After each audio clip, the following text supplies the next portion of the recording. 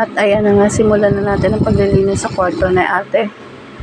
Lagi ko yung pinagsasabihan na linisan mo lang ang kwarto niya bago siya matulog para naman hindi makate. Pero ang kulit, ang tigas ng ulo, hindi nakikinig. Ako pa talaga inantay niya maglinis. Ayan na nga, tapos na tayo sa taas, kaya dito naman tayo sa baba. Higaan ng aking mga chikiting. Ang kalat, ang gugulo ng mga gamit. Kasi pag kumuha sila ng mga gamit, hindi nila binabalik. Basta na lang sila lagay ng lagay dyan. Kahit anong sabihin mo, nako, kasi nga maliliit pa at makukulit pa. Wala tayong magawa.